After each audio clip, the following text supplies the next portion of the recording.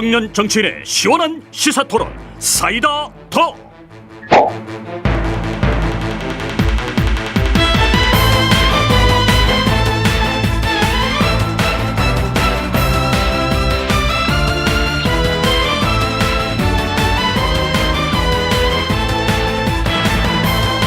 네, 청년 정치인들과 사이다처럼 속 시원하게 이야기를 나누는 시간입니다.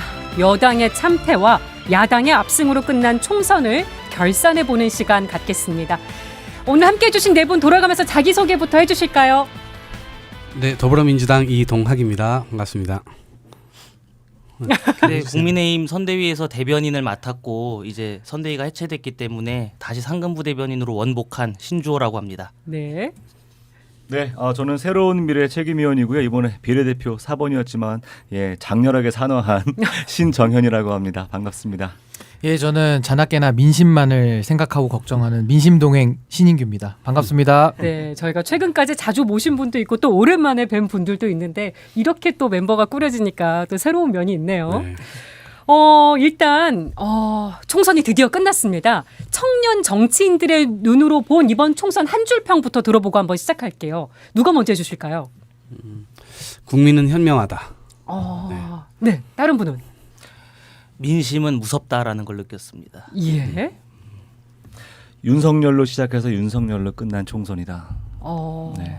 저도 윤석열 정권에 대한 심판의 불몽둥이 아니었는가라고 네. 생각을 합니다. 이게 한 줄씩만 들었는데도 강렬하네요. 무섭다, 심판이다, 불몽둥이까지 나왔는데 이 얘기부터 좀 해보면 어떨까 싶습니다. 지상파 3사 출구조사 결과 오후 6시 정각이 되면 이제 투표 마감이랑 함께 요거에 주목하시는 분들이 많은데 이번에 이례적으로 출구조사 결과가 실제랑 많이 틀렸어요. 그래서 결국 뭐 사과 방송까지 했습니다만 범야권 200석 안팎으로 나왔었는데 실제로는 범야권이 192석에 그쳤고 또 주요 격전지의 승패 예측도 어긋났고 이 출구조사랑 실제 결과 오차가 크게 발생한 거 어떻게 보셨는지 궁금합니다. 글쎄요, 이제 뭐 100% 완전히 맞게 이게 예측하는 것도 사실 굉장히 어려운 일이었지만 너무 많이 틀려서 특히나 저는 분당 같은 지역은 갑을 다 완전히 두 개 다 결과가 뒤바뀌어 버려가지고 그랬죠. 좀 아쉽기도 했고, 뭐 이제 그런 면이 있었어요. 그런데 그때 당시에 제가 그 시점에 딱 출구조사 나오는 시점에 그 다른 방송사에서 개표 방송하고 있었거든요. 아, 그러셨군요. 근데 그걸 전제로 계속 얘기를 하고 있는데 민주당 후보가 앞서는 걸로 나왔는데 이거 이 결과가 왜 이렇게 나왔는지에 대해서 막 설명을 하고 있는데 나중 가서 틀렸다고 하니까 제가 당황하셨죠? 촌평이 다 이렇게 뭐 아무것도 아니게 되는 그런 상황도 좀 생겼는데 이게 모르겠어요.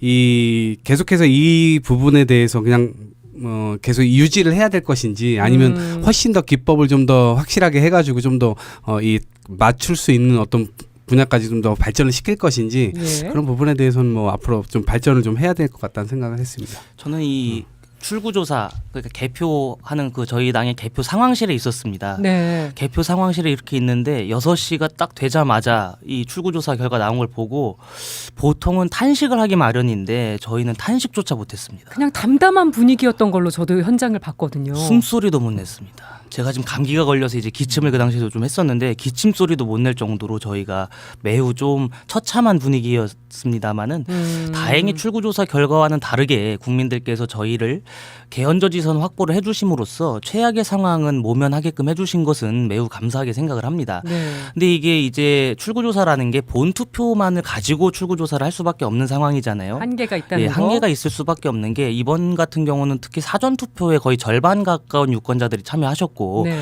또 기존의 사전투표 동향과는 다르게 국민의힘에서 사전투표 독려를 많이 해서 국민의힘 지지층들이 많이 사전투표로 하신 부분이 있습니다. 그렇기 때문에 이 사전투표를 포함하지 못한 상황에서 총선은 사실 많이 틀리기 마련이에요. 예. 그렇기 때문에 이 사전투표의 표심을 얼마나 많이 출구조사에 반영을 할 수 있을지 그것을 좀 고민해봐야 될 것 같고 기본적으로 총선 출구조사 같은 경우는 표본이 작기 때문에 틀릴 수밖에 없다라는 점 점과 또 이동학 최고위원님께서 말씀하셨다시피 민주당이 우세하던 지역 중에서 저희로 뒤집어진 경우가 상당수입니다. 있었어요. 총 18곳에 그게 바뀌었는데 그중에 이제 민주당이 우세하던 16곳 중에 저희의 우세로 바뀐 곳이 16곳이나 됩니다. 예. 그런 면에서 어찌됐든 국민들께서 국민의힘을 향한 그 마지막 기회는 주신 게 아닌가라는 생각이고 국민의힘이 더욱더 정진해야 되지 않을까 하는 생각 갖고 있습니다. 네.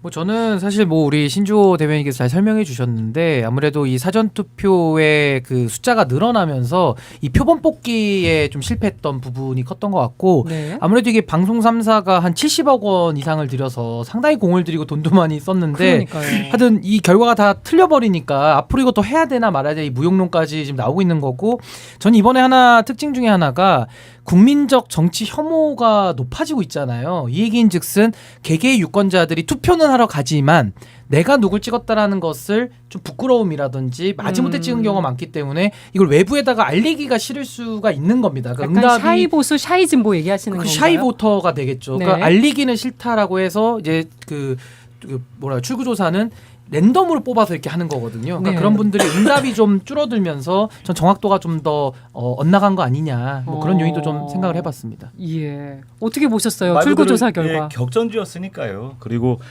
사실 출구조사대로만 되면은 사실 그 끝까지 방송 볼 필요 없잖아요. 저는 뭐 이것이 하나의 드라마를 만들어내는 되게 재미난 과정이었다고 생각해요. 근데 다만 이제 아까 이야기했던 샤이보터 이야기를 하셨는데 갈수록 이제 좀 자신이 투표하는 것 그리고 누군가를 찍었다라는 것을 자랑스럽게 말하는 사람이 줄어드는 건 확실한 것 같아요. 저는 광주에 주로 있었는데 광주의 투표율이 정말 낮았거든요. 예. 그 낮은 투표율의 과정에서 만났던 많은 광주의 시민들이 하는 이야기가 그런 거 묻지도 말라는 거예요. 말하기도 창피하고 부끄럽대요. 아, 현장에서 느끼셨군요. 네, 물론 대부분이 민주당을 찍었고 민주당 후보를 찍었겠지만 그런 걸 말하는 것조차도 스스로 되게 부끄럽고 창피하다라는 얘기를 하시더라고요. 아마 그런 내용들 때문에라도 격정지의 승패 예측은 어긋날 수밖에 없지 않았을까 이런 생각이 듭니다. 네. 요 얘기도 해보고 싶은데 이 질문도 신정현 전 책임위원님께 먼저 드려야 되지 네. 않을까 싶습니다. 네. 이번에 비례대표 무효표가 130만 표가 넘게 나왔는데 그렇더라고요. 20대 때랑 비교하면 2배 이상 급증한 거라고 해요. 네. 요거 아무래도 선거제도 개선이 좀 필요하지 않겠습니까? 중연동형 비례제를 완전히 어겨요. 비례는 사실은 다양한 국민들의 얼굴들을 담아내겠다고 시작했던 민주당의 핵심 공약이었던 것인데 이거 자체를 스스로가 어그러뜨리면서 국민적인 어떤 실망과 좀 분노 그리고 이제 무관심을 끌어낸 것 네. 이것에 대한 책임이 저는 거대 두 양당에 있다 이런 생각이 좀 듭니다. 네. 예. 그리고 하나만 더 말씀드리면 그렇기 때문에 이제는 좀 국민의힘 쪽에서도 좀 달리 보지 않을까 싶어요. 과거에는 연동형 비례에 대해서 되게 비판적인 입장이었는데 예. 이번 같은 경우 어땠습니까? 161석 대 90석. 그러니까 표 차이는 5.4%밖에 나지 않았는데 의석수는 71석이 났거든요. 예. 그런데 21대도 그랬어요. 그때는 거의 2배 가까운 의석수가 났는데 표 차이는 8.4%밖에 나지 않았습니다. 두 번이나 연달아서 네. 실제 국민 투표와 실제 의석수가 완전히 격차가 나버린 것이죠. 그러니까 소선거구제의 왜곡된 문제들을 스스로 이제 느낀 것이기 때문에 이제는 네. 좀 연동형 비례제로 온전히 가던가 그렇지 않으면 이제 병리평으로 돌아와야 되는 중요한 결단을 해야 되고 한다면 이거는 전반기 2년에 끝내야 됩니다. 예. 지금처럼 선거 코앞에 두고 해버리면은요 결국은 이제 선수들이 가장 유리한 선택을 할 수밖에 없기 때문에 다양한 국민의 얼굴을 담겠다라는 민주당의 공약대로 한다 하면은 전반기 2년 동안 170석 넘는 그 의석으로 꼭 하셔라. 네. 꼭 하셔라. 예, 꼭 하셔라. 이 말씀을 꼭 드리고 싶어요. 두 분 중에 한 분이 먼저 답변을 주셔야 될 것 같은데. 아니 이제 수도권 지금 말씀하신 대로 수도권 민주당의 득표율이 53.6%예요. 예. 그런데 의석률은 83.6%를 얻었어요. 예. 국민의힘은 득표율이 44.4%였는데 의석률은 15.6%. 그러니까 거의 마이너스 28%를 손해 봤죠. 그러니까 지금 이게 민심을 그대로 받아 안는 선거 제도 자체가 아니다 보니까 저는 국민의힘이 좀 전향적으로 좀 나와주기를 바란다. 이게 상대가 있는 게임이다 보니까 민주당 역시도 준연동형제로 이제 가자라고 했는데 어쨌든 법에 심각한 흠결이 발생을 하게 됐고 그래서 위성 정당을 만들면 만들 수도 있는 그런 법안 미비점이 이제 발견된 거잖아요. 그래서 예. 지난번에도 그랬고 이번에도 그 어떻게 보면 생쇼를 한 거예요, 정치권이. 그래서 그런 측면에서 이거는 이 130만 표의 어떤 무효표 때문이 아니라도 그걸 넘어서더라도 지금의 선거법은 차제에 이건 당연히 개정을 좀 해야 되는 것 아닌가. 예. 그래서 지금 그 부분에 대해서 가능하면 이번 이 국회가 끝나기 전에 했으면 좋겠지만 자기네들이 책임지고 다음 국회로 이 과제를 넘기지 말고 예. 근데 이제 시일상 아마 그게 우선순위가 또 아니다 보니까 이게 논의되지 않을 가능성이 굉장히 큰데 어찌됐건 간에 국민의힘도 전향적으로 국민의 이 민심이 사표화되지 않도록 만드는 것 네. 본인들의 지지를 그대로 다 받아 안을 수 있는 그런 정당의 모습 그리고 다양한 목소리들이 국회에 들어올 수 있는 그러한 제도를 국민의힘 차원에서도 좀 고민해야 된다라는 네. 생각을 갖고 있습니다. 고민이 되십니까? 어떤 것이 민심을 더 정확히 받들 수 있느냐 그거를 따져봐야 돼요. 근데 지금 연동형 비례대표제 같은 경우에는 이거를 우리나라에서 시행하려면 적어도 비례대표 의석수가 지금보다 대폭 늘어나야 됩니다. 연동형 제도를 실시하고 있는 독일 같은 경우에는 지역구 의석과 비례대표 의석이 거의 비슷한 수준이거든요. 네. 근데 그러한 논의가 없이 일방적으로 연동형 비례대표제를 추진하고 이것을 이번 선거에 적용했다? 이것은 저는 잘못이라고 생각합니다. 근데 그 잘못을 누가 먼저 저질렀느냐를 따져보면은 국민의힘 같은 경우에는 병립형 제도를 통해서 정확한 그 국민의 민심을 담겠다라고 분명히 말씀을 드렸고 그것이 회귀하자고 했었죠. 예, 그것이 당론이었습니다. 근데 이재명 대표가 갑자기 우리는 준연동형 비례대표제를 유지하겠다라고 했어요. 그렇게 한 상황에서 저희 입장에서는 그리고 뭐 어느 여타의 정당 입장에서는 당연히 그에 대응할 수밖에 없는 겁니다. 그래서 위성정당을 냈던 것이지 만약에 민주당이 이번에 위성정당을 내지 않았다라고 한다면 저는 이재명 대표나 민주당의 그 연동형 비례대표제를 향한 그 진심을 인정하겠습니다. 근데 그러지 않았잖아요. 민주당이 나서서 뭐 시민사회와 뭐 진보진영과의 연합을 통해서 민주당도 위성정당을 낸 거 아니겠습니까? 예. 그런 면에서 순수성이 일단 떨어졌다라는 것이고 저는 뭐 최기위원님이나 최고위원님 말씀하신 것처럼 지역구에서 만약에 의석 차이가 별로 안 났다라고 한다면 이것은 저희가 소선거구제를 바꿔야 될 문제지 비례대표제를 늘릴 문제가 아닙니다. 네. 지금 우리나라 비례대표제는 폐쇄형 명부이기 때문에 국민들이 찍는 표가 내가 원해서 찍는 게 아니라 내가 이 정당에 그만큼의 권한을 부여하겠다라고 해서 투표를 하시는 것이거든요. 근데 지역구 선거는 약간 다릅니다. 지역구 선거는 후보 개개인의 능력을 따져보고 투표하시는 경향이 좀 있어요.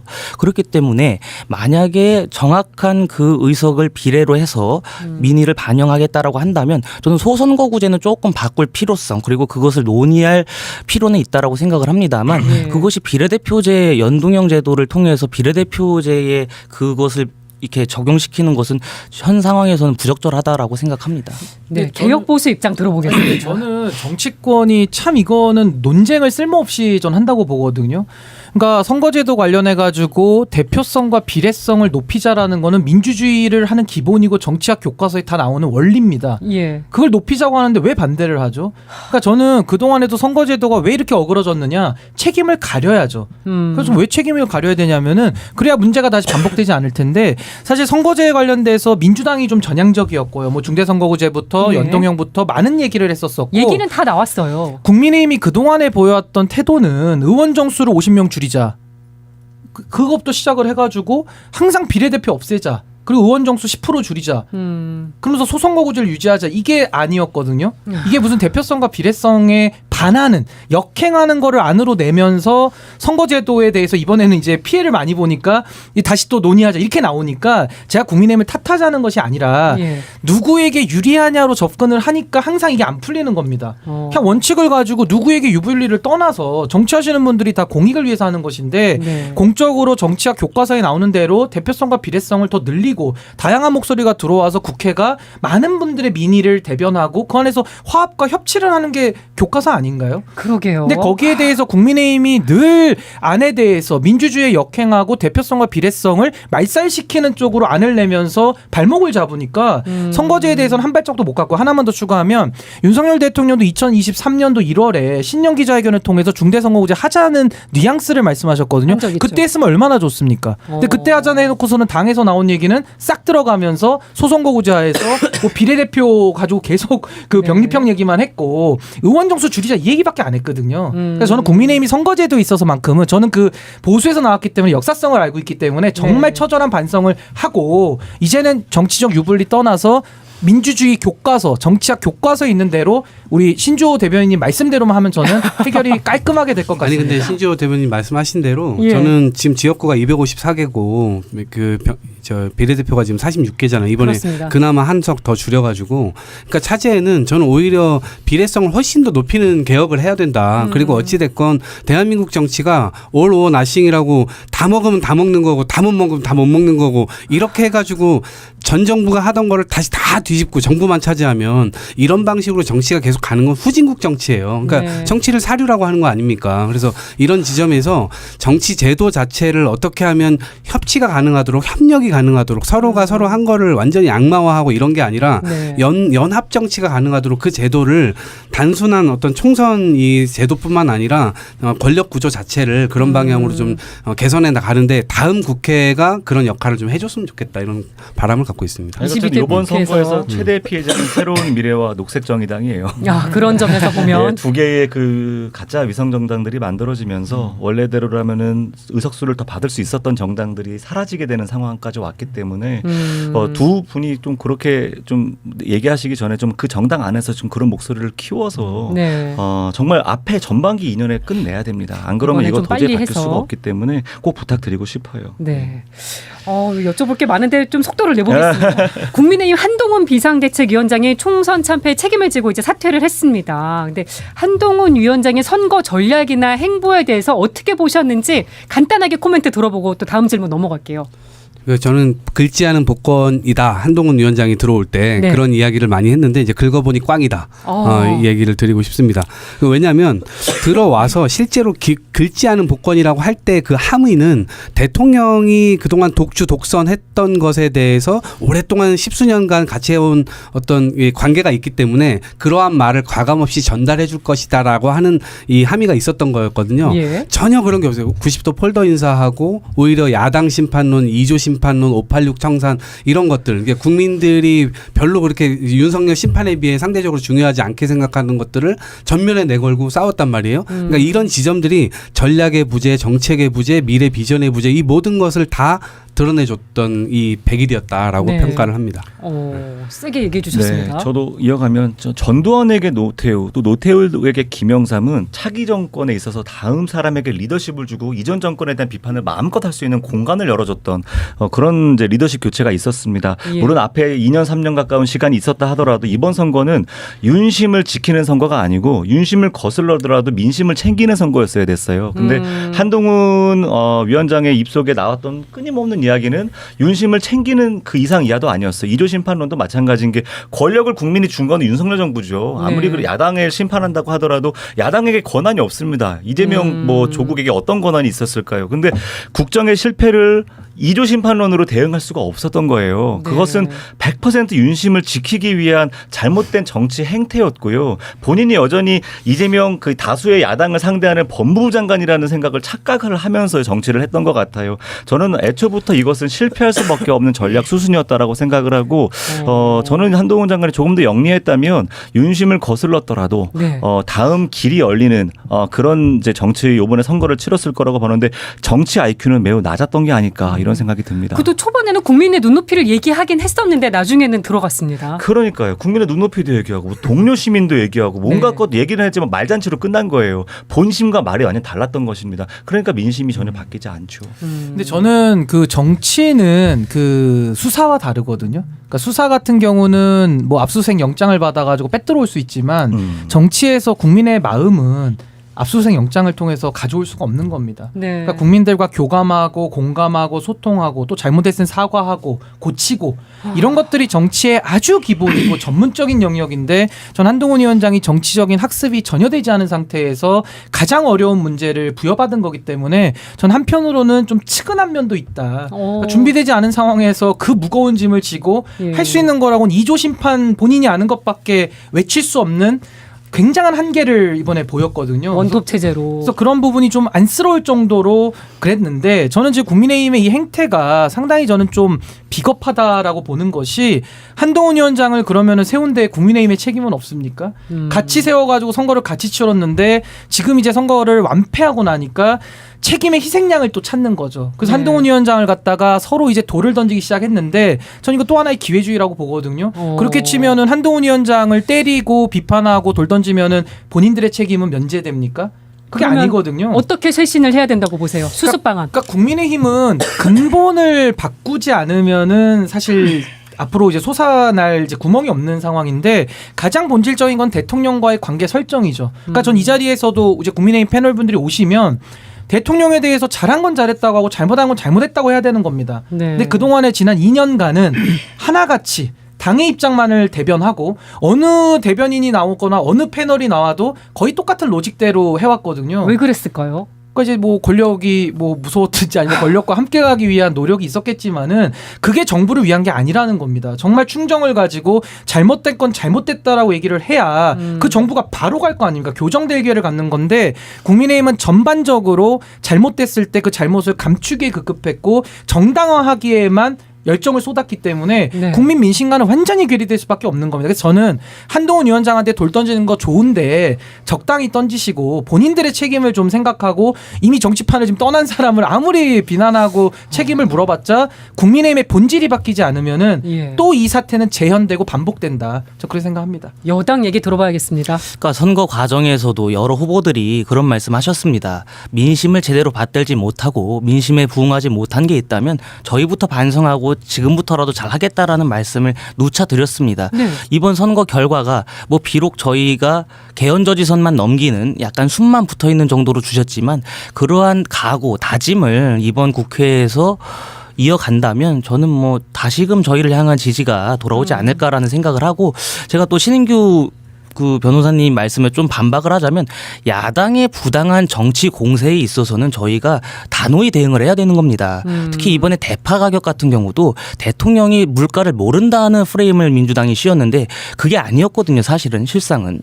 대통령은 그 875원이라는 대파 가격이 나온 그 정황을 정확히 알고 그럼에도 불구하고 다른 곳과 비교했을 때 이 정도 가격이면 합리적인 가격이다라는 말씀을 하신 거예요.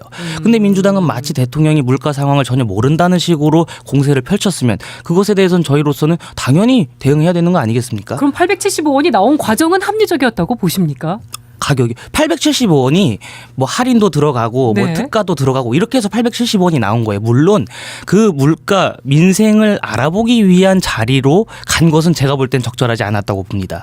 대통령이 그 일반 서민 물가를 체험하기 위해서 가셨다라고 한다면 일반적인 물가로 파는 곳을 갔었어야지 맞죠. 네. 근데 그것이 아니라 875원 하는 곳으로 가신 거는 잘못했다. 그 기획을 한 것은 분명히 착오가 있었다라고 생각을 합니다만 대통령의 말을 자체를 가지고 오도해갖고 마치 이것이 진짜인 것처럼 국민들께 잘못 알리고 정치적 공세의 수단으로 삼을 때는 당연히 그것은 대응을 해야 된다라는 말씀을 드리고 싶습니다. 그러니까 저는 물가 얘기 나오면 이 말씀을 꼭 드리고 싶은 게 대파로 한참 시끄러웠죠. 근데 그렇습니다. 그 굳이 대파만 가지고 국민들이 화를 내셨을까요? 그러니까 하나의 상징물이거든요. 뭐 딸기도 비싸고 사과도 비싸고 다 맞아요. 비싼데 다 비쌌어요. 다 나열할 수 없으니까 이제 대파를 하나를 가지고서 이제 한 건데 저는 이렇게 생각합니다. 야당에서 당연히 공세를 하면 국민들이 거기에 대해서 발목 잡고 야당의 정치 공세라는 거 판단을 하시거든요. 그걸 국민의힘이 억울해할 필요가 없어요. 물가 잡는데 더 진력하고 본인들의 성과를 자랑하면 됩니다. 네. 근데 성과 자랑한 건 하나도 없거든요. 제가 단적인 예로 민생특보로 주기환이라고 하는 검찰 측근을 임명을 했습니다. 그럼 거기에 대해서는 국민의힘이 반대합니까? 민생특보 임명한 거에 대해서 비판 논평이 나옵니까? 안 나왔을걸요, 제가 볼 때는.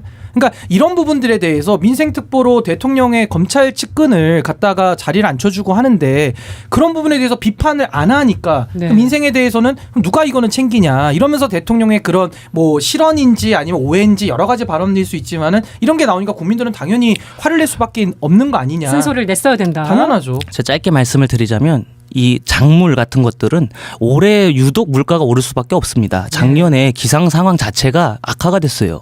근데 다른 소비자 일반 물가 지수나 경제 상황 지표 자체를 보면은 그렇게 나쁜 지표가 나오지 않았습니다. 이번에 올해. 근데 그런 것들을 사실 뭐 물가를 잡는 거 당연하죠. 물가 잡는 건 정부의 책임이죠. 네. 근데 전 역으로 질문드리고 싶은 게 그렇다면 민주당은 뭘 했느냐 그겁니다. 거대 의석을 가진 국회 내 압도적 다수 정당이 물가를 잡고 경제를 활성화시키고 경제 안정화에 기여해야 되는데 그동안에 국회에서 한 것은 무엇이 있느냐. 그거를 또 역으로 질문드리고 싶은 거예요. 물가가 높아지고 네. 서민 경제가 어려워진 것은 정부의 탓이 큽니다마는 민주당이나 국회에서도 입법 활동으로 충분히 보조하고 같이 할 일이다. 같이 할 일이었는데 그것은 부족하지 않았나. 네. 그러니까 라는 좀 생각을 하는 거죠. 비켰으면 좋겠어요. 그냥 차라리 정부를 그만하시고 음. 그냥 비껴놨으면 좋겠어요. 민주당이 오. 다시 심판받더라도 우리가 차라리 하고 우리가 비판받으면 괜찮은데 예. 아니 본인들이 그 지금 실권을 다 가지고 있는 상태에서 본인들이 무슨 협치하자고 아무리 손을 내밀고 만나자고 해도 2년 동안 지금 안 만나준 대통령이 지금 사상 초유의 일인데 야당을 지금 범죄자 취급하면서 범죄 집단 프레임 딱 걸어놓고 검찰 동원해서 여전히 지금 털고 있는 거 아닙니까? 예. 그러니까 이게 국정을 같이 운영하자고 하는 것인지 실제로 뭐 우리한테 그냥 집권을 다시 넘기시면 저희가 욕을 먹고 비판을 먹더라도 네. 민생만큼은 제대로 살려보겠다. 차라리 그런 마음이라도 갖겠어요. 그런데 그게 아니잖아요. 지금은. 그래서 캠페인에서도 한동훈 위원장조차도 지금 말씀하신 대로 물가가 안 좋으면 물가 대책을 내놓고 네. 이런 것이 국민들께 통할 정도의 설득력을 가져야지 본인들이 표를 얻었을 텐데 결과가 딱 말해주고 있는 거잖아요. 그래서 이런 지점에서는 저는 철저하게 반성이 필요하다고 보고 네. 반성만으로 안 돼요. 이제는 행동으로 보여줘야 되거든요. 그동안의 집권 여당이나 대통령이나 다 보여줬던 것은 저 오늘부터 다이어트 합니다. 네. 야 치킨 3마리 시켜. 이거예요. 그러니까 다이어트를 하겠다고 말을 하면서 치킨 3마리 먹는 그 모습을 보여주면 사람들은 그 말을 믿습니까? 행동을 믿습니까? 앞뒤가 안 맞다는 먹고 거죠. 있는 걸 믿는 거죠. 네. 네, 안 믿습니다. 다. 저 한마디만 할게요. 네, 본방송 시간이 한 4, 50초밖에 안 남아서 어머, 짧게 어떡하냐. 듣고 유튜브로 넘어가겠습니다. 아니 그 무한 책임을 지겠다고 반복해서 말했던 사람 윤 대통령이거든요. 국정의 모든 책임은 본인에게 있다. 그런데 지금 죄송하지만 이 답변을 들으면서 왜 국민의힘이 이번 총선에 망했는지 알겠어요. 책임지지 않는 거예요. 무한 책임을 져야 되는 집권 여당이 그런 태도를 보이지 않았기 때문에 국민은 선택하지 않은 겁니다. 무한 그냥 책임. 예, 그 말씀 그냥 마지막 드리고 싶어요. 예. 네. 국민의힘 어떻게 쇄신해야 될까? 어떻게 수습해야 될까? 아까 신인규 위원장님이 조금 포인트를 주긴 하셨는데 다른 분들 의견도 좀 들어볼게요. 누가 먼저 해주실까요? 나 지금 딴짓하느라고 바로 팔로우업 할게요. 아, 예, 먼저 하시죠. 그러니까 저는 그러니까 아까 제가 이제 뭐 다이어트 하겠다고 얘기하고 치킨 3마리 시켜 먹는 그 모습 이거 자체를 바꿔야 된다. 그러니까 다이어트를 하겠다고 했으면 다이어트 하는 모습을 보여줘야 돼요. 네. 이제 그런 게 뭐냐면 이제 인사 그리고 대통령의 말, 네. 네. 그리고 대통령의 정책 네. 이제 이런 거거든요. 그런데 앞으로 이제 바로 보여줄 수 있는 건 인사밖에 없어요. 일단 첫 대통령 번째. 비서실장부터 대통령실을 어떻게 이렇게 바꿔냈느냐. 그다음에 네. 장관들 어떻게 바꾸냐. 특히나 국무총리 중요하죠. 네. 근데 지금 이제 몇 사람 이름 또 언론에 흘리는 걸 보니 그리고 관계자발로 몇 사람이 고려 중이다라는 이야기가 나오는 걸로 봐서는 적임자가 있는 것 같으세요? 저는 구구 유튜버들이 할 만한 그 추천할 만한 인사들을 또 막 내놓고 있다고밖에 안 보여져요. 지금 뭐 나오는 인사들이 좀 원희룡, 정진석 뭐 이런 사람들 대통령의 말 한마디 못했던 사람들 대통령이 하자고 했던 대로 그대로 예 그냥 그런 얘기와 태도를 보여줬던 사람들로 지금 또 얘기가 나오고 있잖아요. 네. 그러니까 대통령이 지금 민심과 확실하게 민심을 반영하는 자기에게 민심을 전달해 줄 만한 이 비서관들을 찾고 있는 것인가? 여기에 대해서 의문을 품을 수밖에 없고 그런 차원에서 보면 대통령의 인사가 매우 중요한데 지금 약간 헛다리 짚고 있는 것 같다는 생각이 누구 또 추천해 들고요. 주고 싶으세요? 또 하나 네.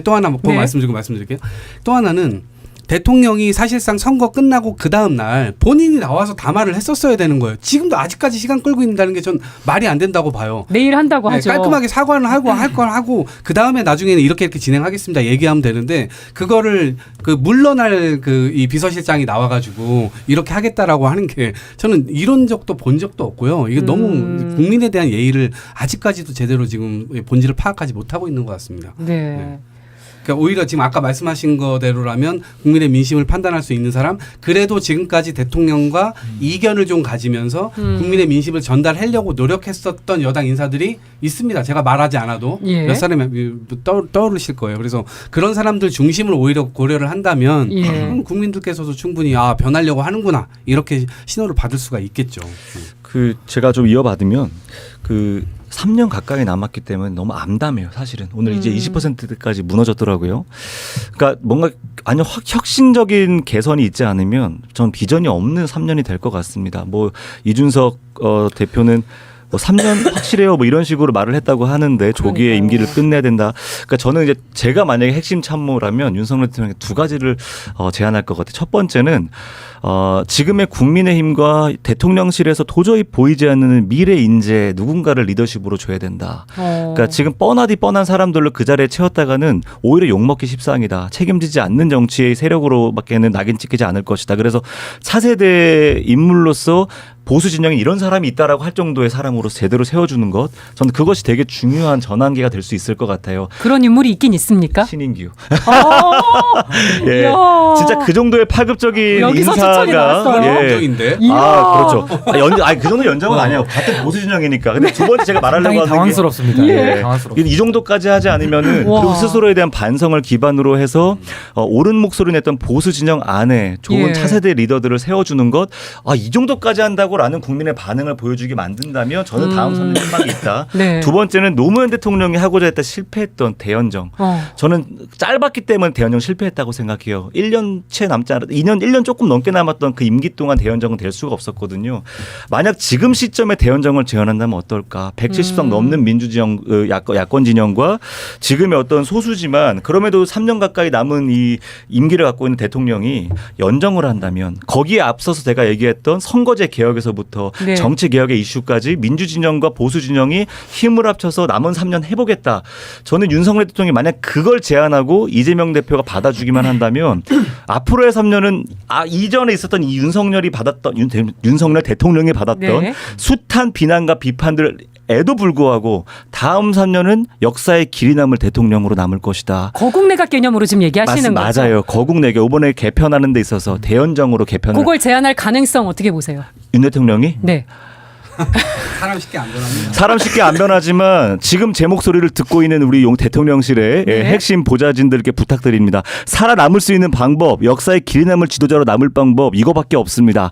그러니까 1%도 안 되는 가능성이라 하더라도 윤 대통령께 한번 직보해 보시길 바라겠습니다. 저는 네. 요 추천 받으신 신인규 연관돼서 위원장님. 아니 그건 뭐 그냥 좋게 봐주신 걸로만 생각하고 저는 예. 진짜 진심을 담아서 말씀을 드리는데요. 이 나라가 윤석열 정부만으로 대한민국이 끝나지 않습니다. 예. 대한민국은 대한민국이고 윤석열 정부가 그 중요한 키를 쥐고 있는 정부거든요. 그래서 저는 매우 지금 중요한 순간에 말씀을 드리고 아마 내일 이제 대통령 담화 비슷하게 이제 국무회의 석상에서 입장이 말씀한다 나오겠죠? 하니까 매우 부족한 형태지만은 전 제가 지금 말씀드리는 정도의 수준의 내용이 나왔으면 좋겠어요. 그게 뭐냐면 첫 번째는 전 윤석열 대통령이 집권할 때 나라를 이렇게 힘들게 해야 되겠다라고 저는 일도 생각 안 했을 거라고 생각합니다. 예. 누가 나라를 망치기 위해 집권합니까? 좋은 마음으로 저는 했을 거라고 믿고 싶거든요. 그러니까 저는 그 초심으로 좀 돌아가는 그런 성찰적 자세가 일단 우선적으로 있어야 될 것 같고 예. 저는요 지금 하마평 가지고 얘기할 수준이 아니에요. 지금은 권력 구조 자체를 바꿔야 되는 시점입니다. 그게 뭐냐면은 전 윤석열 대통령이 전 내일 선언해야 된다고 봅니다. 본인은 대통령 역할만 하고 대통령실 안에서도 수석실을 저는 외교, 안보, 국방만 남기고 나머지는 다 폐지해야 된다고 봅니다. 그래 놓고 그렇게? 총리에게 전 책임 총리로도 윤석열 대통령 신뢰가 없고요. 예. 아예 전권 총리를 전 임명해야 된다고 봅니다. 전권 총리. 예. 내 치안에서는 대통령실의 수석실 정도를 없애는 정도의 의지를 보여주면 저는 전권 총리로 믿고 갈 수 있다고 보거든요. 예. 그럼 전 그렇게 해서 전권 총리를 민주당 계신 분을 영입하기는 매우 부담스럽지 않겠습니까? 그렇다면 전 보수 안에서 찾고 네. 지금 경제가 너무 어렵기 때문에 전 경제통을 갖다 써야 된다. 그렇다면 전 유승민 전 대표를 저는 전권 총리로 모셔서 내치와 정무를 회복을 시켜야 된다. 아니 근데 선거 그래서- 과정에서도 사실 유승민 전 의원하고의 이게 없었는데. 그건 개인 사감이죠. 그건 개인 사감을 극복해야 되는 거고 예. 저는 전권 총리를 데려다가 저는 이 전국을 풀어야 된다고 봅니다. 그러니까 윤석열 대통령이 만나기에는 너무 부담스럽잖아요. 이미 예. 피의자라고 너무 공격을 많이 해놨고 본인의 아예 논리를 세워놨기 때문에 전 윤석열 대통령이 이재명 대표 만나는 건 스스로도 너무 궁색하다고 생각을 하거든요. 근데 이제는 만나야 된다고 이재명 대표는 얘기하고 그래서 있는데. 저는 외치만 대통령이 다 가져가서 남은 임기를 하시고요. 예. 나머지는 전권 총리를 아예 임명을 해서 전 그 전권 총리에게 권력을 저는 나머지 3년을 잘 저는 관리할 수 있는 역할을 열어줘야 된다. 저는 그렇게 생각합니다. 그래서 아까 뭐 신정현 위원님이 뭐 젊은 리더 이렇게 말씀하셨는데 저는 지금 대한민국이 이 위기를 극복하기 위해서는 전 젊은 리더의 그런 패기보다는 네. 저는 숙련된 경륜 있는 사람의 안정적 국정 운영이 지금은 필요한 시기다. 저는 화합의 노하우와 지혜가 필요한 시점이다. 예. 전 경력 있는 분이 하시는 게 지금 맞다고 봅니다. 여기서도 지금 다양한 얘기가 나왔습니다. 여당 얘기 들어보죠. 야당과 협치를 하지 않을 수 없는 상황이 아니죠. 지금은 무조건 야당과 이제 협치를 해야 되는 상황이고 무엇보다 일단은 그 국회 내에서 그 야권이 굉장히 압도적으로 다수이기 때문에 그 당의 의견을 무시할 수는 없습니다. 네. 그 야당과 저는 대통령께서 적극적으로 대화하셔야 된다고 보고요. 다만 야당과 대화를 함에 있어서 거국내각 같은 책임을 나눠먹기 식으로 가면 안 됩니다. 왜냐하면 정부는 국민들이 그 정권을 탄생시켜 준 것은 그 정권이 책임을 져라 그겁니다. 근데 협치 방안으로 또 볼 수도 있지 않을까요? 협치 방안으로 거국 내각을 하게 돼버리면 문제가 뭐냐면 만약에 정부에 어떠한 잘못이 있거나 그러면 야당 쪽에서 추천한 인사들이 다 직을 내려버립니다. 금방. 이미 해외에서도 비슷한 사례가 많아요. 그런 우려가 있다. 예, 연정을 했을 때 진짜 책임 정치가 오히려 빛을 발할 가능성이 큽니다. 예. 사라져버리거든요. 왜냐하면 지금 당장 정권이 상황이 어려워지게 되면은 어느 민주당 인사가 지금 내각에 있으려고 하겠습니까? 안 그렇거든요. 오히려 저는 국가 혼란을 더 부추길 것이라고 생각을 합니다. 지금 당장은 뭐 야권에서 거국 내각을 주장하겠지만 만약에 그 대선에 1년 남겨두고 대통령이 어려워진 상황에서 네. 그 누구도 내각에 남아있으려고 하지 않을 거예요. 그렇게 하다 보면 더 어려움이 많기 때문에 저는 오히려 행정부와 입법부를 따로 놓고 그 안에서 협상과 정치의 그 복원력을 해놔야지 거국 내각 같은 책임 나눠먹기, 자리 나눠먹기 식으로 가는 것은 오히려 국민들께서 더 불신을 키워드릴 것이다 라는 네. 생각을 갖고 저도 있습니다. 요 거국 내각에 대해서 저도 반대인 게 예. 지금 이렇게 정권을 엉망으로 운영해 놓고 책임 나눠지자라고 하는 걸로 들리거든요. 그래서 민주당에 대해서도 이건 예의가 아니다. 차라리 할 거면 처음부터 협치 내각을 해서 했었으면 의미가 있는데 예. 지금 이제 다 나라는 어려워지고 엉망진창이 된 상황에서 책임만 논하지자 이런 식이거든요. 그래서 저는 아까 제가 설명드린 대로 대통령은 정말 외치와 네. 정말 이 국내 정치에서 손을 띄시고 거기에 대해서 저는 신뢰를 담보할 수 있는 조치가 선행된다면은 네. 저는 정권 총리를 보수 인사 안에서 가장 일 잘하실 분을 고른 다음에 책임을 같이 지는 게 저는 민주주의 원리에 부합한다. 저 그렇게 생각합니다. 근데 이 말씀도 맞는데 이렇게 이렇게 되려면 저희가 헌법 개정이 좀 필요할 겁니다. 아마. 개정 없이 할 수 있어요. 지금 우리가 대통령제 국가이기 때문에 지금 변호사님께서 말씀하시는 건 이원집 정제거든요. 네. 이원집 정제를 하려고 한다면 지금 있는 사실 총리의 권한보다 더 많이 부여를 해야 되는 건데 그렇게 아니, 그건 하려면 아마 아니에요. 헌법 이원집 개정이 정부는 있어야 될 뽑는 겁니다. 방식이 이원집 정부로 뽑는 네. 거고 제가 말씀드린 건 이미 뽑아놓은 대통령인데 권력을 나누자는 겁니다. 그러니까 권력을 나누는 이거는 거에 충분히 있어서 가능한 거예요. 권력을 대한민국 나누는 거에 있어서 헌법 체계에서. 총리의 권한을 더 많이 부여하는 거에 있어서는 그건 대통령의 헌법 안에서도 재량입니다. 헌법 안에서도 분명히 그 다를 점이 이제 있어요. 선거 예. 끝나고 왜 이제 이런 권력 구조 개편까지 얘기가 나오냐면 네. 윤석열 대통령이 지금 2년 동안 보여줬던 국정 운영 능력이 남은 3년 동안 또다시 발휘될 경우에 별다른 성과를 내지 못할 거라는 의문이 있는 거예요. 네. 국민들한테도 그렇고 많은 정치인들한테도 그런 거예요. 그러니까 기대감이 별로 없어요. 더 열심히 해본다고 한들 뭔가 좋은 성과를 내기 어려울 거다. 그러면 네. 역사에 남을 만한 대통령이 되려면 차라리 자기 임기 1년 줄이고 대통령 중임제를 받겠다고 한다든지 아니면 예. 적어도 헌법을 바꿔서 지금 6공화국 시대를 끝내고 7공화국을 여는 대통령으로서의 역사적 의미를 다하는 대통령. 그런 정도의 의미를 남기지 못하면 대통령은 사실상 아무것도 남길 수가 없는 거예요. 그런 파격적인 네. 제안까지 가능할까요? 네, 근데 그걸 못하면 이제 사실상 국민의힘이라고 하는 게 이제 남아있는 다음 2년 뒤에 있을 지방선거에서 또다시 완패를 하게 될 것이고 그 다음에 정권 재창출을 못하게 될 겁니다. 만약에 그렇게 될 경우에는 지금 어떻게 지금 개헌 저지선은 막아내서 백석 네.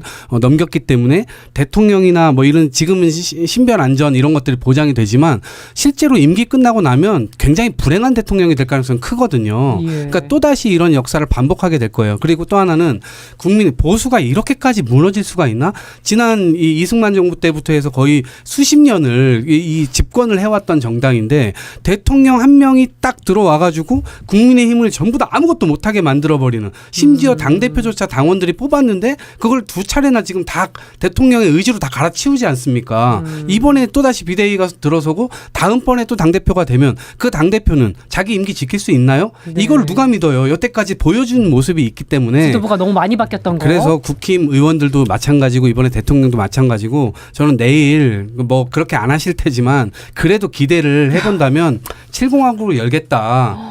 그래서 그런 파격적인 제안을 오히려 국민들께 드리고 예. 여야가 지금부터 권력구조 개편에 대해서 언제까지 시간을 정하고 개헌안을 도출해 달라. 뭐 이렇게까지 얘기하면 이미 지금 컨센서스가 수십 년간 형성되어 온 몇 가지 안들은 있거든요. 네. 근데 그거는 어느 정도는 합의가 바로 될 수 있을 것이기 때문에 그런 정도의 이 상황으로까지만 나온다고 한다면 네. 아 정말 좀 박수 쳐드리죠. 권력 구조 개편이 필요하다고 보시는 분들도 꽤 있고. 권력 구조를 아까 우리 신조 부대변인 제 말씀 조금 오해하셨는데 개헌을 통해서 바꾸는 게 제도적 형성이고요. 예. 지금 제가 말씀드리는 거는 윤석열 대통령의 지금 국정 운영을 풀어가는 유일한 방식은 본인이 본인 스스로 것을 내려놓는 수밖에 없다. 그 희생이 담보되지 않고 본인의 말만 믿어달라고 했을 때 누가 믿고 같이 할까요? 윤석열 대통령이 개헌 제안한다고 해서 누가 그 제안을 받을 수 있습니까? 그러니까 본인이 그동안 해왔던 잘못을 인정하고 그걸 시정하는 방법론으로서 그런 제안을 해야 예. 윤석열 대통령도 살고 제가 윤석열 대통령 좋아서 살리고자 하는 게 아니에요. 윤석열 대통령보다 대한민국이 더 소중하니까 대한민국을 위해서 이 말씀을 드리는 거지. 네. 뭐 이 방법 외에 다른 방법을 아무거나 다 해보십시오. 그걸로 되는지. 나라를 위한 안될 충정이란 겁니다. 말씀해 주셨는데 인사 문제는 어떻게 생각하세요? 지금 총리랑 비서실장에 대해서 지금 여기서도 다양한 얘기를 해주셨는데 저는 정치인 출신을 대거 등용해야 된다고 봅니다. 정무적인 감각 때문에. 정무적인 감각 때문에 그런데요. 그것도 그렇고 사실 지금 이제 만약에 총리를 인준하게 되면은 국회의 동의가 필요합니다. 그렇죠. 근데 정치인 출신이 아닌 분을 과연 국회에서 제대로 통과를 시켜줄까요? 저는 그 걱정이 좀 있습니다. 그리고 제가 보건데 만약에 저희가 총리를 한 분을 추천하면은 첫 추천한 분에 대해서는 민주당이나 야권에서 분명히 부결을 시킬 거예요. 이제 22대 국회가 들어서거나 아니면 선거가 끝났기 때문에 정보 길들이기 방식으로 해서 아마 첫 분은 부결을 시킬 겁니다. 아니 야당도 반대하지 않을 만한 사람을 추천하면 되지 않습니까? 야당은 항상 반대가 전문이기 때문에 반대를 안 할 수가 없을 겁니다. 무조건 반대할 것이다. 무조건 반대할 겁니다. 그럴 수밖에 없는 상황을 지금 야당도 연출하고 있고 이 선거 결과가 말을 해준다고 할 거예요. 아마 주장을. 그렇기 때문에 가장 중요한 대통령께서 그동안에 부족하다라고 판단하셨었던 정무적인 감각 그리고 민심을 제대로 대통령께 전달드릴 수 있는 분이 되려고 한다면 네. 저는 수도권 출신의 정치인분들이 이번 총리나 뭐 내각 그러니까 개편이 될 경우에 내각에 대거 들어가셔서 이 민심을 가감없이 전달해야 된다고 생각합니다. 그리고 네. 그것이 곧 이제 대통령께서도 말씀하시는 반성과 쇄신의 시발점이 되지 않을까라는 생각을 갖고 있습니다. 근데 그것도 조금 좀 저는 의아한 게 예. 나경원 의원 이번에 당선되셨잖아요. 수도권의 네, 동작에서 동작을 아주 해서. 큰 표차로 이기셨는데 나경원 의원도 불과 한 1년 전인가요? 저출산고령사회위원회의 부위원장이라는 장관급 자리에 네. 계셨는데 사회수석의 한마디에 그냥 물러나셨어요. 그 전당대회도 포기하는 이제 이런 상황까지 됐거든요. 그러니까 저는 한 번 굴복하기는 되게 어렵다고 보는데 한 번 굴복한 사람은 두 번, 세 번 굴복하는 건 좀 쉽다고 보거든요. 네. 그래서 저는 나경원 의원이 아마 대표주자이실 텐데 이런 분이 내각에 들어가셔도 가감없이 이야기를 할 수 있을까. 물론 이제 임기가 중간 반환점을 지나갔으니까 뭐 태도가 달라질 수 있지 않느냐라고 얘기할 수는 있겠습니다만은 예. 저는 뭐 한 번 이런 선례를 봤기 때문에 국민들이 과연 신뢰하실까? 그건 또 다른 평면의 문제 아니겠는가. 그러니까 당정 관계 이 기본 설정 자체부터가 그렇게 돼 있기 이미 때문에 한 번 굴복을 하신 분이기 때문에 우려가 그 된다는 이미지를 말씀이시죠. 회복하기가 저는 매우 쉽지 않을 것이다. 윤석열 대통령 생각이 입장에서는 지금 야당만 신경 쓸 수가 없을 거예요. 여당도 신경 써야 될 겁니다. 예. 여당도 오로지 108명이 전부 다 윤석열 지지자가 아닐 거예요. 그래서 예를 들면 최상병 특검법 이거 지금 상정되어 있는데 본회의에서 저는 통과될 거라고 봅니다. 지금 여러 명이 예. 찬성하겠다고 했어요. 예, 여당 그래서 의원이. 저는 한 방에 200표 넘게 찬성이 될 거라고 봐요. 그래서 제2요구권이고 뭐고 간에 이미 거기에서 첫 판이 끝날 거라고 봐요. 그러면 통과 가능성에다가 통과 거부권 플러스, 예. 가능성은 거부권이 올 수가 없죠. 처음부터 200표 넘게 통과가 돼버리는데 거부권 해봐야 그 사람들 또 다시 또 통과될 찬성표 던질 거 거니까. 아닙니까? 그러면 처음부터 게임이 끝난 채로 지금 윤석열 대통령이 수세에 몰릴 가능성이 커요. 그래서 야당뿐만 아니라 여당에서조차도 사실상 민심을 부응하고자 하는 정치인들이 지금 생겨났기 때문에 그 사람들도 자기네들이 이제 더 이상 윤석열 대통령이 자기한테 공천권 행사할 수도 없고 네. 공천권 행사했던 한동훈 위원장도 없고 자기네들의 임기는 이제 대통령보다 훨씬 더 길게 남아있단 말입니다. 그러면 당연히 민심에 부합하는 정치를 할 수밖에 없고 그렇게 보면 당연히 대통령의 잘못된 태도에 대해서 단호한 이 모습을 보여줄 필요가 있죠. 말이 아니라 표로 그냥 보여줄 거예요. 윤석열 대통령은 지금 여당도 굉장히 신경 많이 쓰셔야 될 겁니다. 근데 이게 원칙인데 지금 여당 의원들이 그래도 소신 있게 못할 거라는 우려의 목소리는 대통령의 수사권을 좀 두려워한다라는 거죠. 몇 명의 의원들은 소신을 얘기했으나 그렇죠. 그러니까 소신 있게 뭘 하고 싶지만 워낙 정부가 사정 드라이브를 좀 세게 걸 거라는 예상들도 많이 나오고 있기 때문에 원칙적으로는 지금 이동학 이명박 최고께서 설명하신 것이 맞아요. 예. 임기가 더 길기 때문에 소신 있는 국정 운영을 해야 되는데 네. 또 대통령이 검사 출신이고 또 수사권을 갖다가 발동하면 어쩌지? 라는 두려움이 작용한다 그러면은 또 할 말 못하고 또 괜히 모난돌이 정 맞는다고 튀어나왔다가 두드러 만들 수 있지 않겠냐. 예. 이런 두려움도 작용할 수 있지 않겠냐라는 걱정의 메시지도 지금 나오고 있습니다. 검사들도 눈치를 보겠죠. 여기서 또 검사들도? 또 뭔가 하명이 내려오면 그걸 가지고 또 여당이든 야당이든 또 수사를 하다가 이게 결국 잘못되면 자기들도 피를 보거든요. 그러니까 네. 온당하지 않은 정당하지 않은 공권력을 계속해서 이 남용하는 것은 이 지금 검사 왕국 이제 망해갈 겁니다. 최상병 특검법 세밀에서는 어떻게 보세요? 최상병 특검법이야 뭐 당연히 이거는 진행해야 하고 추진해야 될 거라고 생각해요. 통과도 저희가, 무난하게 될 것이다. 통과 무난하게 될 거라고 봅니다. 왜냐하면 아까 이야기했던 것처럼 여권 내부에서도 이거에 대해서는 충분히 공감하고 국민적 민심을 받지 않으면 안 된다, 불똥이 튄다라는 어떤 두려움도 있기 때문에 네. 충분히 저는 가져갈 수 있는 부분이라고 생각을 하고요. 다만 이제 제가 앞서서 좀 이야기했던 거를 좀 거슬러 올라가면 그 최상병 특검법을 계기로 아마 지금 보수 진영에 그 주류의 교체가 역행할 수 있을 거란 생각을 해요. 이게 무슨 말이냐면 기존에 오래된 그 보수의 주류 세력이 있었어요. 그게 우리가 늘 알고 있는 뭐 예를 들면은 나경원 같은 분, 뭐 그리고 이전에 누구였죠? 우리 당 대표였던 그 김기현 대표 같은 사람들, 이런 사람들이 계속 밀려나고 밀려났습니다. 그리고 이제 지금 윤석열 대통령을 중심으로 한 검찰, 새로운 주류 세력들이 지금 보수 진영으로 들어와서 이번 총선을 계기로 주류 세력을 교체하려고 작업을 했던 거라고 저는 생각해요. 그러니까 보수 진영의 주류 세력이 교체되는 전환기가 이번 총선이었는데 그 실패한 겁니다. 아마 그런 지점에서 아마 역쿠데타가 아마 일어날 수 있다. 이 쿠데타라는 건 보수 진영 안에서 주류 교체에 대해서 반대하는 입장의 목소리들이 아주 단일하게 힘을 모아서 지금의 어떤 윤석열 정부의 어떤 레임덕을 가속화시킬 수 있다. 아마 그 분기점이 최상병 특검법이 되지 않을까, 저는 그렇게 좀 분석합니다. 네. 여당에서는 최상병 특검법에 대해서 아주 명확한 입장을 내지는 않고 있는 것 같습니다. 저는 개인적으로 최상병 특검 해야 된다고 봅니다. 근데 그것이 특검으로 해서 그 진실을 규명해야 되느냐, 그 의견 차이는 있습니다. 그러니까 지금 민주당이나 야권이 최상병 특검을 입에 올릴 때가 아니에요. 지금 본인들이 선거에 승리했다고 매우 자만한 것 같은데 이게 언제 통과될 것이냐, 그것도 저희가 좀 주의 깊게 따져봐야 됩니다. 네. 21대 국회가 끝나기 전에 통과가 됐느냐, 아니면 22대 국회 다음 국회로 넘겨서 통과가 됐느냐를 좀 따져봐야 되는데, 어떻게 해야 된다고 보세요? 저는 22대 국회로 넘겨야 된다고 생각합니다. 왜냐하면 21대 국회에서는 지금 아직 남아있는 법률이 한 16,000개 정도가 돼요. 국회 계류 중인 법안이. 예. 그리고 민생을 해결할 수 있는 경제 활성화 관련된 법안도 거의 한 100여 개 정도 됩니다. 그러한 법안들을 처리함으로써 21대 국회가 유종의 미를 거두어야지 끝까지 정쟁으로 난무한 국회로 남고 싶냐고 저는 여쭤보고 싶어요. 근데 이거에 대한 국민의 관심적 사안이 높지 않습니까? 지금? 최수근 상병 그러니까 이거는 이거 최수근- 정쟁이 아니에요. 근데 이것을 지금 네. 민주당에서 정쟁으로 삼아서 계속 정부 공세의 수단으로 아니 삼는 거 이거는 아니겠습니까? 윤석열 대통령이 얘기했던 저는 뭐냐면 정의, 이- 공정, 상식, 이- 법치주의 이 이거와 최수근- 딱 부합되어 있는 주제예요. 이 최상명 이거는. 관련된 것은 아직 공수처에서도 수사가 진행 중입니다. 네. 분명히 말씀드리면 이게 수사가 진행 중이에요. 근데 수사가 진행 중인 사안을 특검을 도입해서 똑같이 수사를 두 번 한다?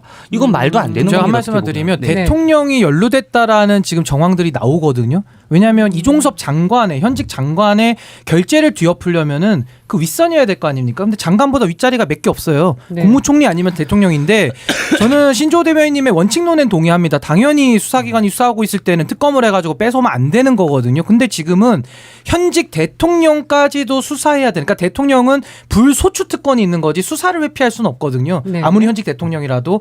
근데 대통령까지도 연루됐을 가능성이 지금 나오고 있는데 거기에 대해서 좀 수사 필요성이 없습니까? 그러니까 최상병 관련해서 그러니까 특검을 하는 거예요. 이 진실, 실체적인 진실을 규명하는 거에 있어서 반대하는 분이 누가 그 있겠습니까? 반대하는 분이 대통령이라는 의혹이 있는 겁니다. 지금. 그건 의혹이잖아요. 그러니까 수사를 나온 해야 게 되는 거죠. 아니잖아요. 그러니까 수사를 해야 되는 여기서 좀 정리를 하겠습니다. 아니, 오디오가 겹치고 이 있어서. 문제는 굉장히 네. 중요한 문제. 한 분씩 얘기해 이게 주시면 왜 그러냐면 감사하겠습니다. 이제 어쨌든 이거 대통령이 얘기했었던 법치주의와도 부합하는 일이거니와 네. 실제로 지금 문자라든가 통신 기록 이런 것들이 이미 정황상 대통령이 그런 언급을 했을 가능성에 대해서 굉장히 크게 나오고 있고, 무엇보다도 7월이 되면 사실상 통신 보존 기간이 1년입니다. 네. 그러면 이게 수사가 늦게 들어가면 늦게 들어갈수록 수사할 만한 그 기록 자체가 다 지워지는 거예요. 그래서 그러니까 더 빨리 해야 연루자들 된다. 다 빠져나갑니다. 그러니까 아무것도 못 밝히게 될 가능성이 커요. 그래서 이거는 4월 달에 이미 이제 본회의에 된 거고 네. 이제 이게 국회가 열리게 되면 바로 이거를 통과를 시켜서 바로 특검을 시작을 해야 됩니다. 그래야만 겨우 그 증거를 가지고 실체적 진실에 접근할 수가 있을 겁니다. 근데 그렇지 않고 시간을 22대로 늘린다? 그러면 아무것도 못 밝혀내고 또 끝날 거예요. 진짜 그야말로 그때 되면 정쟁으로 그냥 끝나게 될 겁니다. 21대 국회 마무리도 순탄치 않을 것 이걸로 일종의 위를 같습니다. 거둬야 됩니다. 여기서만의 토론으로 봐도 쉽지 않아 보이는데. 그러니까 저는 솔직히 말씀드려서 이 진실을 규명하는 거에 있어서 반대하지 않습니다. 예. 특검이 필요하면 해야죠. 하지만 절차상으로 봤을 때 특검이 지금 나올 절차냐? 그게 아니라는 말씀을 드리는 것이고 21대 국회가 지금까지 정쟁의 늪에 빠뜨렸던 최악의 국회라는 오명을 받고 있는데 그러한 상황에서 마지막까지 산적해 있는 민생 법안을 외면하고 최수근 상병 그 특검을 통과시키려고 지금 민주당이 주장을 한다. 그것은 좀 그 이치에 맞지 않는다라는 말씀을 드립니다. 민생 법안과 특검을 같이 통과시키면 되지 않습니까? 같이 통과시켜도 되죠. 근데 그 주안점이 어디에 있느냐의 차이죠. 아니 저 요 한 말씀만 드릴게요. 최수근 상병은 제가 이제 이거는 국기문란 내지는 박정훈 대령이 지금 재판받고 있기 때문에 제가 이거 정쟁이라고 표현하는 거에 대해서 상당히 아까 제가 반대되는 말씀을 드린 거라 그건 좀 정정이 돼야 될 것 같고 전 이겁니다. 현직 대통령이 연루됐을 가능성을 아예 배제할 수는 없는 거예요. 그러니까 조사를 해봐야 아는 겁니다. 게다가 이종섭 피의자에 대해서 호주 대사로까지 도피하는 의혹까지 나온 거거든요. 그렇다면 전 이거를 국민의힘 입장에서도 정쟁한다 뭐한다 이렇게 할 게 아니라 반대로 만약에 문재인 정부에서 이런 사건이 발생했는데 문재인 대통령도 연루됐을 가능성이 있고 그리고 그 당시에 국방부 장관 연루됐던 핵심 피의자를 외국 대사로 보냈다. 국민의힘이 어떻게 나왔을까요? 저 국민의힘이 당장 단식하면서 특검하자고 나갔을 것 같거든요. 오히려 거꾸로 입장을 바꿔놓고 그러니까 보면 저는 이 부분은 아까 제가 뭐 선거제도에서도 이건 입장을 떠나고 유불리를 떠나서 국익의 관점과 상식과 원칙에서 생각하면 답이 나오는 건데 이 사안에 대해서도 대통령에 대한 수사 가능성과 필요성이 있는데도 특검을 거부한다라는 것은 뭔가 진실을 은폐하려고 볼 수밖에 없는 겁니다. 그러니까 저는 지금 윤석열 대통령은 원칙을 말하기에는 너무 멀리 와버렸다. 이게 국민의 민심입니다. 아니 대통령을 향한 수사를 거부하는 게 아닙니다.